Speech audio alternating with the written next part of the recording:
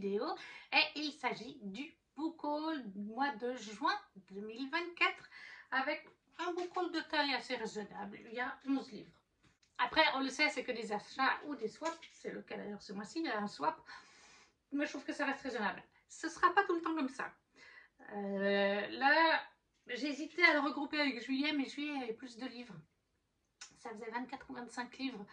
Par contre, juillet et août, je les mettrai ensemble sur une vidéo. Ça me permettra d'avancer un petit peu, de rattraper mon retard. Parce qu'en août, il n'y a que 8 livres.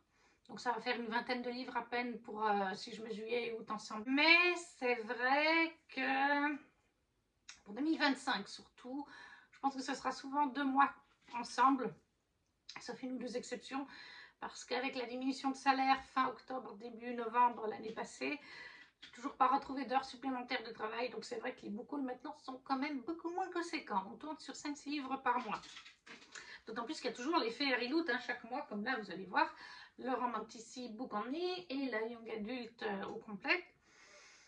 Donc voilà, pour 2025, ce ne sera pas des gros book hauls ni des moyens book hauls. Mais voilà, on commence tout de suite avec ce juin 2024 et avec le swap littéraire Disney que j'avais fait. Je crois que c'était avec Pauline, il me semble. Et elle m'avait pris Oser ses rêves d'Elizabeth Lim, oui c'est ça, chez Hachette Heroes. Et donc là c'est un Twist and Tales. Le concept, je crois qu'on le connaît tous, mais bon. Et si un élément du Disney était changé? Là en l'occurrence c'est celui de Cendrillon, Oser ses rêves. Et si en fait Cendrillon, Cendrillon n'avait jamais essayé la pantoufle de verre, voilà. Pour X raisons, la deuxième pantoufle, celle que Cendrillon possède, elle va être cassée. Et la première, eh bien c'est le duc qui la possède. Et voilà, quand il est passé à la maison, les petites souris n'ont pas pu libérer Cendrillon. Et Cendrillon va prendre une décision qui va changer le cours de l'histoire.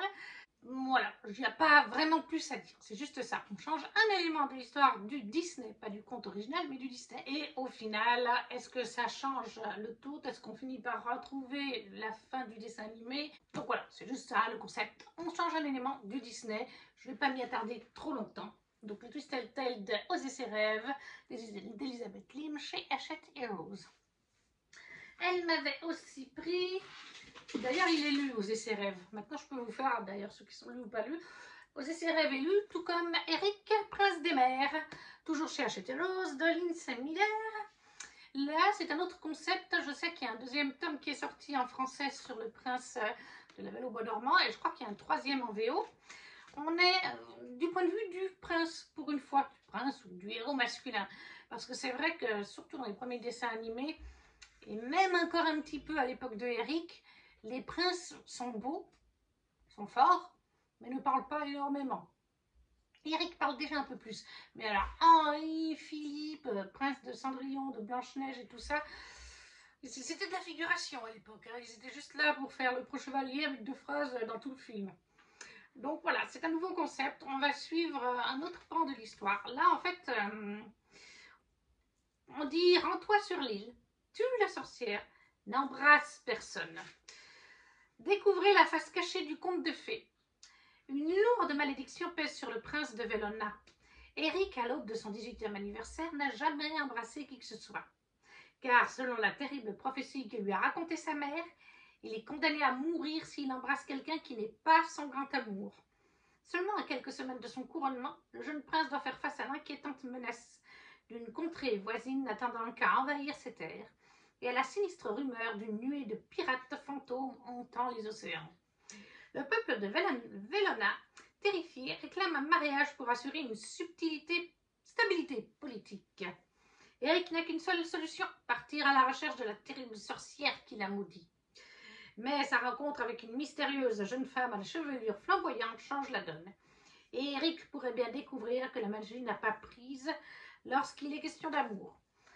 Je l'ai lu aussi, comme je vous ai dit, donc là, ça s'intègre plutôt bien au dessin animé. D'ailleurs, Eric a la tête du prince Eric du dessin animé, hein, quand même. Il est très ressemblant. À part peut-être pour une ou deux petites subtilités, voilà, ça reste assez fidèle. Enfin, ça s'embrique bien dans le dessin animé de base. Après, pour le Twist and Tales de la petite sirène, ça, je n'en sais rien parce que je ne l'ai pas encore lu, le Twist and Tales. Mais pour le dessin animé, oui, ça reste à peu près logique. Il n'y a pas de trop grosse gaffe, vous voyez ce que je veux dire? Donc ça reste totalement compatible. C'est pas, voilà, si vous le lisez puis que vous êtes là, mais là on est complètement incohérent sur le dessin animé, donc on n'est pas du tout dans la même timeline, le même univers, on va dire. Voilà, parlons de multiverse, c'est pas le cas, c'est vrai, ça reste assez, voilà. J'ai pas vu de gros trucs flagrants. Bon, après, je vais pas vous faire mon avis lecture, on n'est pas là pour ça. Mais voilà, ça c'est une nouvelle collection. D'ailleurs, elle me plaît bien cette nouvelle collection. J'ai les autres tomes dans mes wishlist Amazon, Swap, etc. Booknode. Eric, Prince des Mers, chez Hachette Heroes, de Lindsay Miller. Et le dernier livre que j'avais reçu dans ce sac, que je n'ai pas encore lu par contre, c'est Esprit rebelle, toujours chez Hachette Heroes, de Maggie, c'est ça, oui, Maggie Steve Vater. Steve Vater. Il est très joli d'ailleurs, il est jaspé. Non, c'est un brochet, mais il est jaspé. Donc là, on est sur Rebelle Mérida. Une princesse, Mérida, a beau adorer sa famille et son paisible royaume de Gunbroch, au cœur de l'Écosse, elle a l'impression de stagner. Les jours se suivent et se ressemblent tandis qu'elle rêve d'aventures, de défis, de découvertes. De Dieu. La veille de Noël, elle surprend par hasard Feradak, un dieu de la destruction celte. Alors qu'il est prêt à anéantir Dunbroch et ses habitants, Mérida passe un marché avec une ancienne déesse de la création. La jeune fille a 1 an pour convaincre sa famille de changer. Si elle échoue, son clan devra payer les conséquences du retour de Feradak. 3 voyages. Mérida se lance alors dans 3 voyages épiques, sillonnant les routes d'Écosse avec ses proches.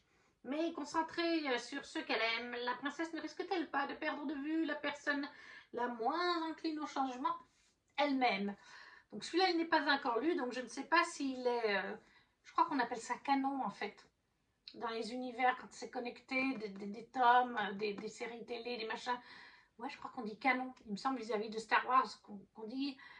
cette série est canon avec les sagas films de Star Wars, ou au contraire des fois, ou des comics où on dit non canon avec l'univers de Spielberg. Ouais, je crois qu'on dit comme ça. Donc celui-là, je ne sais pas du tout s'il est canon, alors que les 2 autres, ben oui, ils le sont complètement vis-à-vis du Disney. Je pense quand même, vu qu'elle ressemble énormément, vu que c'est chez Hachette Heroes, je pense que le Disney prend place et que ça se déroule après. Je ne sais pas. En tout cas, il me fait très envie. Donc ça, c'est de Maggie Steve Water. Chez Hachette Heroes, Esprit rebelle. Et d'ailleurs, on nous dit, si vous n'aviez qu'1 an pour sauver tous ceux que vous aimiez. Donc ça, c'était 3 livres que j'ai reçus en swap. Après, moi, j'en ai mis 3 aussi, donc j'ai quand même acheté 3 livres. Je me suis fait un petit plaisir l'été passé, donc en juin, en achetant 2 livres d'Anatrice. Sa sortie du mois de juin 2024, qui était Mon colloque fait son cinéma, chez Black Ink Édition, dans cette très jolie édition. Par contre, malheureusement, j'ai pas pensé que je vous avais pas encore filmé. J'ai eu une petite carte avec, il y a toujours chez les Black Ink une petite carte qui représente la couverture. Et elle est maintenant collée à mon mur, j'ai un petit mur Anatrice maintenant. Donc, dans Mon colloque fait son cinéma, on est dans une romance une romance rom-com très drôle, très déjantée. Voilà, c'est le mot que je cherchais. Très déjantée. C'est une duologie, mais ça peut se lire indépendamment parce que le tome 2 est sorti cette année. C'est sur la meilleure amie de Cerise, qui est Alba. Mais dans ce tome 1, on suit en fait Cerise. Cerise et Esteban Vergas. Cerise vit avec sa meilleure amie, qui est donc Alba. Elles vivent en colocation depuis des années. Cerise qui a vécu une rupture pas facile, il y a un petit moment de ça aussi. Cerise qui est libraire, donc pour nous, bah, c'est clairement, voilà, là, dans la littérature, elle tient sa petite librairie. Nous qui sommes passionnés de lecture, on relate, hein, forcément. Un jour, en fait, elle arrive à leur appartement et elle va surtout rentrer dans sa chambre, la pauvre Cerise, et découvrir le frère jumeau d'Alba, qui est Esteban, un célèbre acteur dans le monde entier pour des séries, des films et tout ça, hyper canon. D'ailleurs, je crois que l'autrice avait en tête Ian Somerhalder, je crois, quand elle le décrivait physiquement dans sa tête et tout ça, elle voyait Ian Somerhalder, il me semble. Et donc, oui, super connu et tout. Et en fait, il est dans la chambre de Cerise. Il est en train de se faire un petit plaisir par une femme qui est à 4 pattes et en train de lui... Voilà. Avec Anatrice, il faut savoir que c'est toujours spicy. Tous ces livres ont des scènes de spicy. Voilà, et relativement explicites. Donc déjà, Cerise, elle n'aime pas trop Esteban. Ils s'entendent pas très bien tous les deux. Et découvrir le frère de sa meilleure amie, hyper connu, tout ça, dans sa chambre, en train de se faire du plaisir par une femme à 4 pattes devant lui, et ça passe pas vraiment. Autant vous dire qu'elle lui envoie des objets à la tronche. Et en fait, Esteban, il veut venir quelque temps chez les deux meilleurs amis, donc sa sœur jumelle, parce qu'ils sont jumeaux, Esteban et Alba, parce qu'il veut se mettre en retrait vis-à-vis de son métier. Voilà, en fait, il y a un petit quelque chose sous-jacent là-dessous, mais je ne peux pas trop vous en dire. Et il veut être au vert quelques jours, rester tranquille, que personne ne sache qu'il est là. Il reste la plupart du temps enfermé à l'appartement, ou alors il se déguise et tout ça. Le genre que font certains acteurs pour ne pas être connus, on connaît le truc. Et bien sûr, quand vous imaginez bien que ça va tourner en romance entre Cerise et Esteban, qui ont une attirance finalement mutuelle l'un pour l'autre. Voilà. C'est du Anna-Trice, lui aussi il est lu d'ailleurs. Hein. Voilà. Avec Anna, c'est soit des livres assez tristes, des romances assez tristes, profondes, poignantes, soit des romances plus déjantées. Alors il y a toujours des thématiques dedans, il y en aura toujours avec Anna, mais là c'est vraiment une duologie très déjantée. Hein. En tout cas ce tome 1, et là je viens de commencer le tome 2, c'est très déjanté, il faut vraiment le prendre, c'est pour donner le smile, voilà, c'est vraiment la romance smile, comme j'appelle ça. Donc, mon coloc fait son cinéma d'Anna-Trice chez Black Ink. Et en même temps, je m'étais pris, en fait, c'était pour cette sortie, l'intégrale de nos jeux clairs obscurs, toujours chez Black Ink, toujours d'Anna-Trice. Il contient 2 tomes. Vous pouvez les acheter aussi sur la boutique séparément. Voilà, les 2 tomes, le tome 1, le tome 2. Là, nos jeux clairs obscurs, on est dans totalement autre chose que la rom-com hyper drôle, déjantée et spicy qu'on avait juste avant avec Anna. Anna fait vraiment, elle a un spectre dans les romances, dans le fantasy, assez large. Alors là, il y a du spicy, comme je vous ai dit, hein, tout le temps avec Anna. Mais alors là, on est sur de la dark romance. On est sur de la dark romance avec beaucoup de psychologie et c'est pas du tout... Alors de toute façon, même mon coloc fait son cinéma, n'est pas à mettre entre toutes les mains, c'est du 18 et plus. Mais là, c'est vraiment attention à vous. Je crois d'ailleurs qu'il y a quand même des trigger warnings dans cette édition collector. Parce que c'est psychologique, c'est une dark romance. J'ai lu la duologie, elle est terminée, j'ai adoré. Je me suis quand même demandé exactement comme Johanna de la Citadelle Mes Lectures, parce qu'elle l'a lu, je crois, en 2024, il me semble, ou quelque chose comme ça. Et en fait, elle disait, Johanna, quand elle l'a lu, j'ai ressenti la même chose. On se demande si on est normal dans notre tête d'apprécier ça. Parce que c'est vraiment dark à certains moments, c'est vraiment sombre. Mais c'est vraiment, enfin voilà, je ne vais pas vous le décrire, mais il y a des trigger warnings. Je ne peux pas vraiment vous en révéler certains, parce que ça vous spoilerait le livre. Mais c'était vraiment un petit bijou. Donc si vous aimez les dark romances et que le spicy ne vous dérange pas, allez-y. Mais vous êtes prévenus, c'est dark quand même. Donc c'est nos jeux clairs obscurs, l'intégrale, les 2 tomes d'Anna-Trice, toujours chez Black Ink. Après, j'ai fait le petit mouton, comme tout le monde. J'ai pris la version française d'Iron Flame, d'Anna-Trice, de Rebecca Yarros, que j'aime toujours autant. Il est bien sûr jaspé, c'est la version reliée. Il est à noter quand même que ce livre est lu. Dessous, il se présente comme ça. Voilà. Vous avez aussi une très belle illustration d'un personnage, je ne vous dirai pas qui. Là aussi, d'ailleurs je ne sais plus qui c'est. Je suis plus sûre de qui c'est. Et la VF a toujours une très belle illustration, j'adore. Nos héros, notre couple principal, dans une très belle scène que j'ai beaucoup aimée. Je note d'ailleurs que pour ce tome-là, que j'ai lu en physique, mon relié, ah ouais, il se fait quand même un peu la malle. Le doré s'est fait un peu la malle, mais oui, le doré se fait la malle aussi sur le tome 2. Mais il se fait un petit peu moins la malle que sur le tome 3. Je vous en parlerai de toute façon du tome 3 lors du book haul de juin 2025. Mais le tome 3, là, vous avez vu, il y a un petit peu du doré qui se fait la malle. Le tome 3, c'est 3 fois pire que ça. J'ai terminé par mettre... Ludivine m'a fait une petite fourre de protection pour mon anniversaire en tissu. J'ai mis ça, hein, Parce que, non mais tout le titre sur le tome 3 est parti. Donc, ces briques sont très belles, mais c'est pour être exposées. Écoutez-le en audio ou en e-book, mais ou alors protégé. Voilà, protégé avec une fourre, si vous avez une fourre pour les livres spéciales, voilà, pour les lectures en tissu. Je sais que ça se fait de plus en plus parce que les dorures ne tiennent pas sur le reliant lui-même. Et au prix où on nous vend ça, c'est un petit peu inadmissible. Ok, il est très beau, le jaspage tient, les illustrations intérieures sont magnifiques, derrière aussi, là, derrière la jaquette, mais moi, avoir du doré qui part comme ça sur le relief, je trouve inadmissible à 30 €.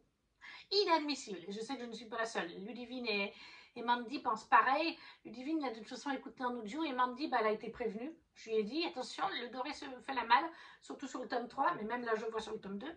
Donc, elle a lu que le tome 1, elle nous a dit, bah, je lirai en audio. Et j'achèterai peut-être même pas, elle achètera peut-être même pas la suite parce qu'en plus, pour le tome 2, j'ai plus de mémoire, mais le tome 3, il y a beaucoup de monde qui se plaint d'avoir beaucoup de fautes d'orthographe ou de compréhension, de logique, de traduction. Donc voilà, mais bref, le collector d'Iron Flame, le second tome des Vampirian, ou plus connu en français sous le nom de Four Wings, on suit, ce que j'ai vraiment besoin d'en parler, on va suivre Violette, ça c'est vraiment la base de la base, qui voulait devenir scribe, on est dans un univers de fantasy inventé, mais sa mère lui appose quelques mois avant le début de l'année scolaire de devenir dragonnière parce que dans la famille Sorrengale, chaque membre de la famille devient dragonnier et il ne fera pas exception pour Violette. Et donc on commence le premier jour, en fait le jour où elle doit franchir le parapet. Ça fait quelques semaines qu'elle s'entraîne avec un ou deux professeurs de l'école de Basgat en douce pour ne pas arriver trop faiblarde, puisque c'était une scribe, enfin elle s'est entraînée à ça, donc elle n'avait pas de force physique ni rien. Et en fait elle va intégrer cette école de Basgat pour les dragonniers, en tout cas dans la partie dragonnier, mais il y a aussi des fantassins, il y a des scripts, il y a des soigneurs, mais elle, ce sera donc dragonnier, et c'est impitoyable. Le côté dragonnier, c'est le plus impitoyable de tous.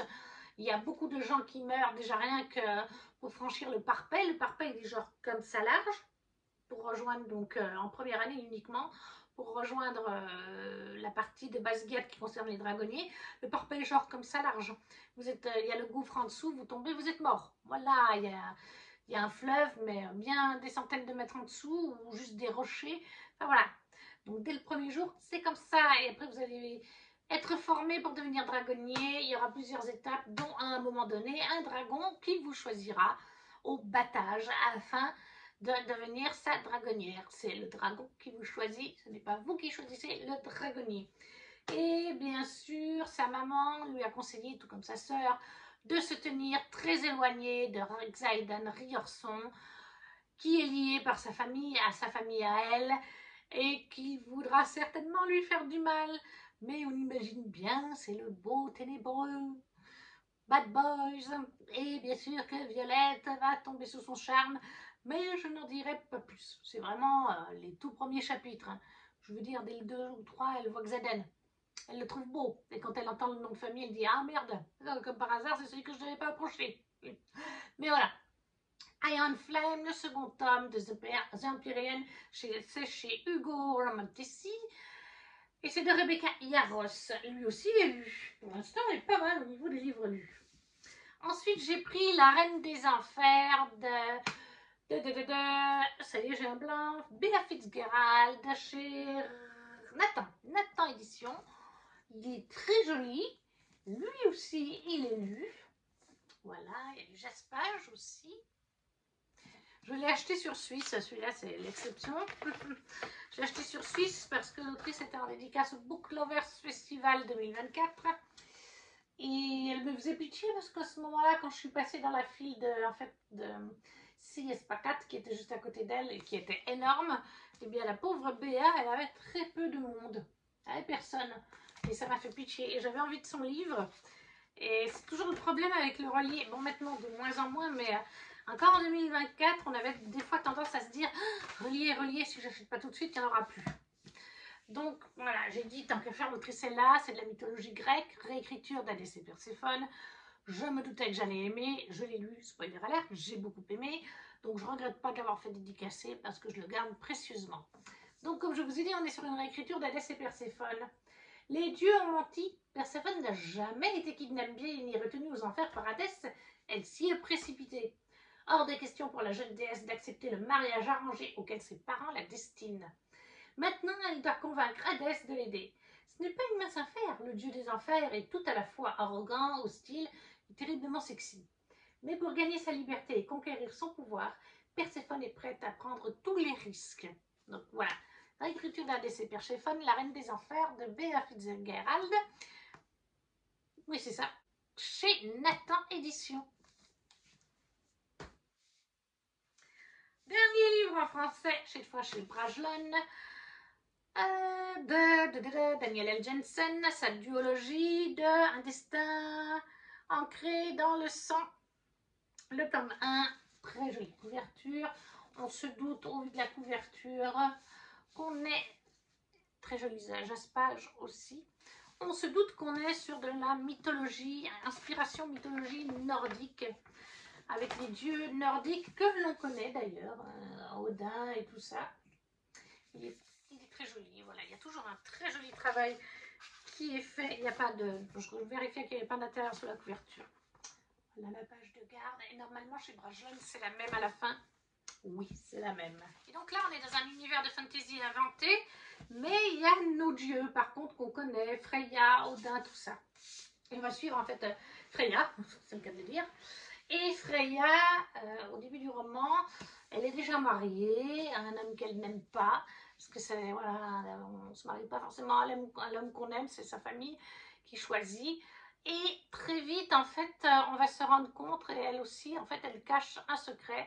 Elle possède un don, un pouvoir.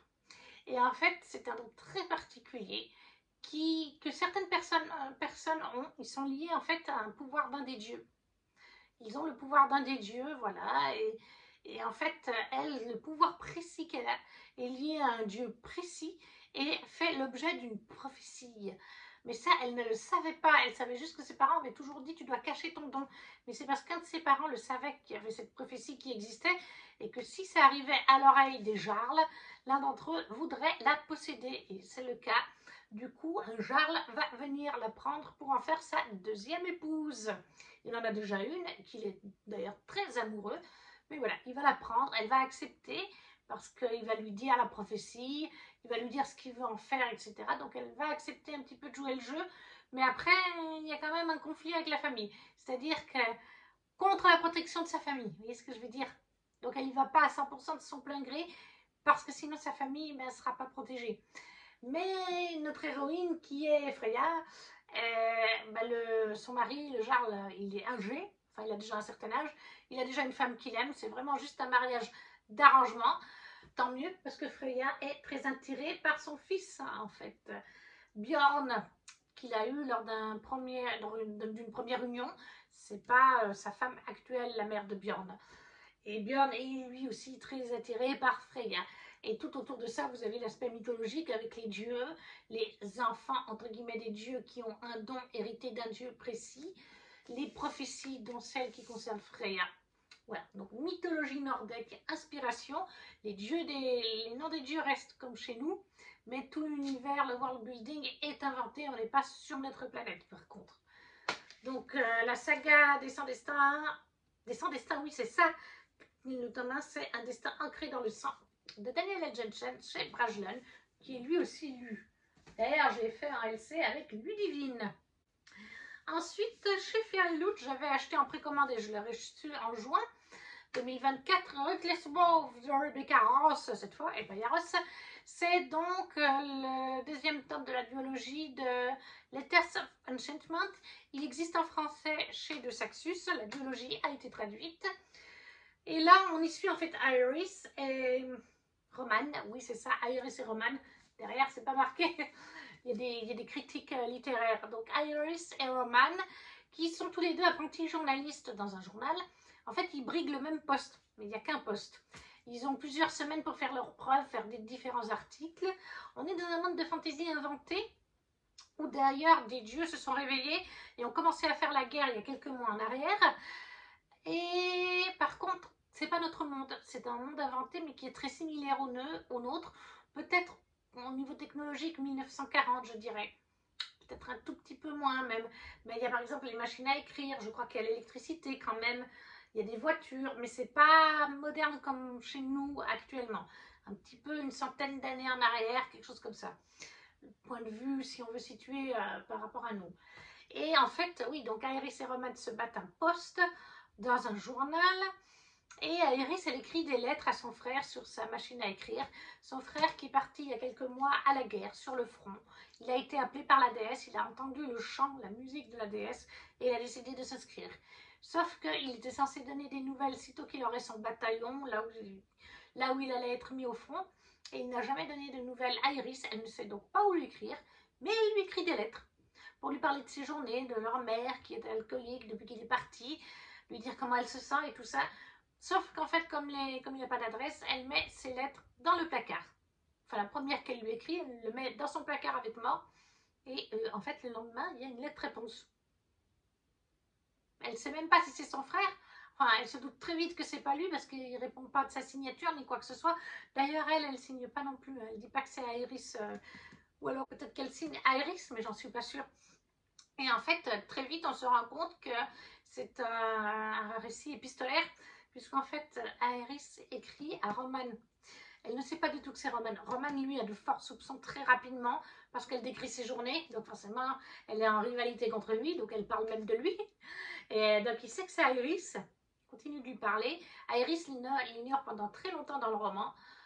Le pourquoi du comment, les lettres arrivent l'un à l'autre, est expliqué, c'est magique, bien entendu, il y a de la magie, on s'en doute.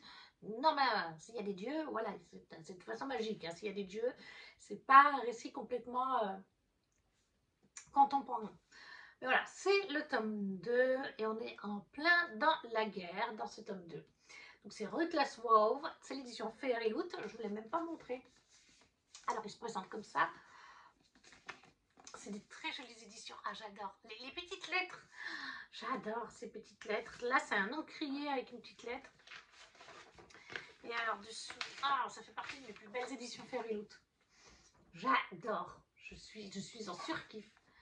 Je suis dégoûtée parce que financièrement, comme je vous ai dit, je ne peux pas me permettre beaucoup de livres. Et ils ont sorti il y a quelques jours, là, il y a une semaine à peu près, un nouveau roman de l'autrice dans les mêmes temps pour aller avec cela. Je ne sais pas si c'est dans le même univers ou pas, mais en tout cas la duologie en elle-même de Iris et Roman est finie. Mais j'aurais bien voulu le prendre, mais c'est pas possible. J'espère qu'il va rester en stock quelques temps sur Fairyloot et que je vais pouvoir du coup... Ah, là ils ont mis la même... Ouais, c'est la même. C'est pas tout le temps le cas, mais là c'est la même. Bon. Donc j'espère qu'il va rester quelques temps en ligne. Il y a certaines éditions Fairyloot en précommande qui restent quand même quelques semaines ou mois en ligne, hein, qui ont moins de succès que d'autres. D'autres par contre, le jour même, il n'y en a plus en stock. Après Rebecca Ross, cette duologie, elle a eu beaucoup de succès, en anglais comme en français. J'ai lu hein, d'ailleurs, les 2 tomes. J'ai terminé, très apprécié. Donc, ouais, Rebecca Ross, l'édition Fairyloot de Ruthless Woe, le 2e tome de Letters of Enchantment, qui est donc sorti en VF, c'est chez De Saxus, si vous voulez vous les procurer. Avant-dernier roman, c'est le... Ouh, ça n'ira pas plus loin, c'est tombé. C'est la box Young Adult, c'est The Darkness Within Us de Tricia Levenseller. J'étais très contente de la voir. C'est en français La Reine des Ombres, le tome 1, et ça c'est le tome 2. Je vais vous lire le résumé parce qu'il est sorti aussi chez Hugo Stardust. Donc le résumé existe en français. Youhou! Mais j'étais du coup bien contente de l'avoir en VO. Parce que j'avais lu La Reine des Ombres. Pas celui-là. D'ailleurs, il n'est toujours pas lu. Il faudrait que je m'y mette. Un de ces jours, peut-être. Voilà, très jolie illustration dessous. Ils sont très jolis. Et les pages de garde sont aussi magnifiques. Et je crois que c'est pas la même pour celui-là. Non, c'est pas la même. Voilà.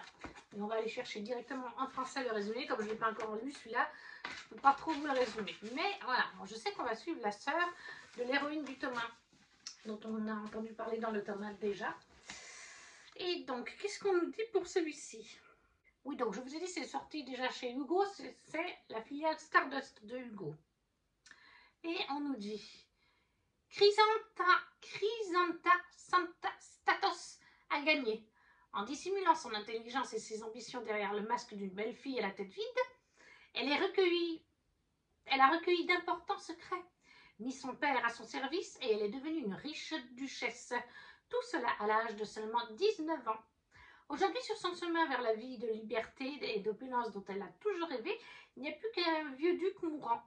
Du moins, c'est ce qu'elle pensait. Car sa petite sœur lui a arraché la vraie victoire. Alessandra va épouser le roi des ombres, le tome 1, l'homme le plus puissant du monde. Et alors que son époux à elle est à l'agonie, un homme qui prétend être le petit-fils du duc se présente au royaume pour réclamer l'héritage de tout ce qui devrait lui revenir à elle. Chrysanta est furieuse. Il est hors de question qu'elle laisse un homme lui prendre tout ce qu'elle possède, même s'il est extrêmement beau et doté de pouvoirs bien mystérieux. Non, Chrysanta ne veut plus qu'une seule chose, la mort d'Eryx Demos. Et une Statos obtient toujours ce qu'elle veut. Donc voilà. Tricia Levenseller, The Darkness Within Us. En français, ça s'appelle d'ailleurs La Duchesse des Ombres. Voilà, et ça existe, ça c'est l'édition Fairyloot, mais ça existe en français, donc chez Hugo Stardust. Lui n'est pas lu. Et le dernier, c'est la Romanticy Book Only de Fairyloot, c'est Ella Fields, Nectar of the Wicked, qui me fait pas mal envie. Je vous le montre un petit peu. Voilà. Et sur le côté, alors c'est pas le jaspage que je préfère, on passe le cacher. Par contre, la couve est très sympa, il me donne bien envie. La petite carte qu'elle est avec. On n'a plus les petites cartes là depuis 2 mois d'ailleurs. Dessous, par contre, il n'y a rien. Et là, par contre, il est super beau. Regardez-moi ça. Oh, je le trouve trop, trop beau. Là aussi. Je l'adore. Et on a une illustration, je crois, différente. Je crois que c'est la même à la fin. Avec ce petit loup qui est trop mignon. Et oui. Ah non, c'est pas la même. Si, c'est la même. Et oui, c'est la même. Et là, il est sorti il n'y a pas très longtemps en français. Alors, vous vous rendez compte, j'ai eu en juin 2024. Hein. Il a mis un moment à être traduit. En français, il est chez Harlequin. D'ailleurs, ils n'ont même pas mis l'édition Fairyloot sur Booknode. Il est chez Harlequin et il est sorti le 5 mars, donc presque une année après la sortie VO. Et là, qu'est-ce qu'on nous dit? Je sais qu'on est avec des faées. Elle n'a pas de nom, pas de famille, rien. Échangée dès la naissance avec un autre enfant, elle n'a jamais trouvé sa place. Mais tout cela est bientôt terminé. À 20 ans, elle a enfin l'âge pour partir à la recherche de ses origines. Hélas, à la mort de sa tutrice, elle se voit condamnée à travailler dans une maison close pour régler ses dettes. Son premier client, un homme d'une irrésistible beauté à la stature imposante, s'agit de Florian, le roi des faées du royaume voisin et propriétaire de l'établissement dans lequel elle est employée, et qu'il a une proposition à lui faire. Elle se doit d'accepter, car en échange de devenir sa fiancée, Florian lui promet de l'aider à retrouver sa famille. Son rêve est sur le point de se réaliser, mais si pactiser avec un failli pour atteindre ses objectifs lui semblait être une bonne chose, c'en est une autre de tomber amoureuse d'un tyran sans cœur. Voilà. Et ça, en français, ça s'appelle Le Nectar du Mal. Voilà. Nectar of the Wicked, c'est plutôt bien traduit. L'édition Fairyloot d'Ella Fields, c'est le tome 1. Et voilà, la vidéo est à présent terminée. Je vous ai présenté ces 11 livres. Et sur les 11, il y en a donc 2, 3, 4, 5, 6, 7, 8. Il y en a 8 qui sont lus. Il n'y en a que 3 qui ne sont pas lus. Un peu plus d'1 an après, en juin, ouais, 1 an et 3 mois plus tard. Franchement, je suis assez satisfaite. N'hésitez pas à me dire en commentaire si vous avez lu certains de ces livres, s'ils vous font envie, si vous ne savez pas quoi mettre un petit emoji, ça soutient la chaîne, comme le petit pouce, à partager la vidéo si le cœur nous en dit. Et nous, on se retrouve très vite pour une prochaine vidéo. Ciao, ciao!